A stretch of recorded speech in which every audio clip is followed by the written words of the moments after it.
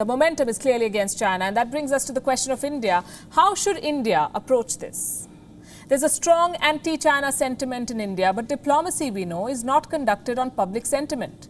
It is based on cold calculations. It is based on national interest. So what is India's strategy and what is in India's national interest? I want to say this first. The government of India has not spoken on record.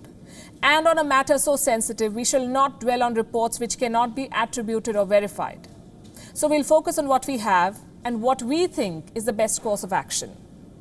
India has sent a signal. India has supported the call for an investigation into the handling of the coronavirus outbreak, which is significant.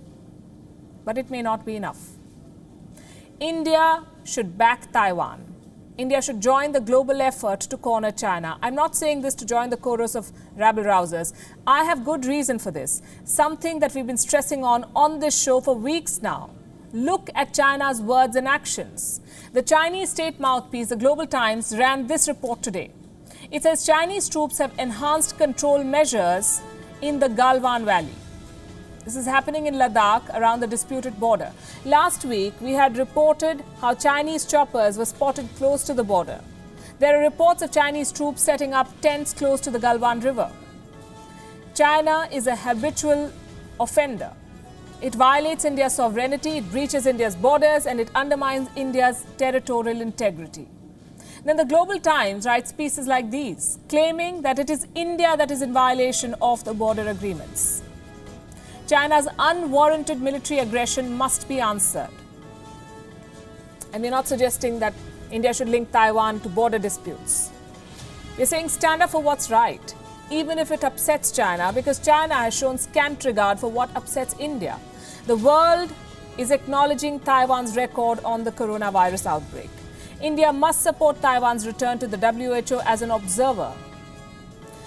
There was a proposal to allow Taiwan to participate in the World Health Assembly. That proposal has been turned down. The United States issued a statement slamming the WHO for not allowing Taiwan at the World Health Assembly. Now, India has a chance to push for Taiwan's bid by voting in support of the observer status when the opportunity presents itself. A vote on Taiwan's status was supposed to be taken up. So far, there's no clarity on when that will happen. We will report that, of course. China has denied Taiwan a seat at this table by citing its own version of the One China policy. This One China view is nothing but the political position of the Communist Party of China. There is no reason why India has to accommodate it. China's list of infractions is a long one. Let me give you some examples. China opposes India's membership to the United Nations Security Council. China blocks India's entry to the Nuclear Suppliers Group. China bats for Pakistan. It tries to internationalize the issue of Jammu and Kashmir at the UNSC.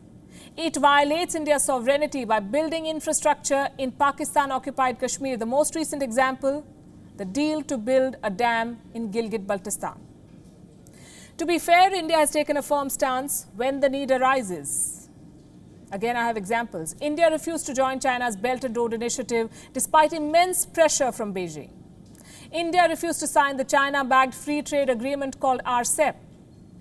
India tightened FDI norms to block hostile takeover bids from Chinese companies and Chinese investment.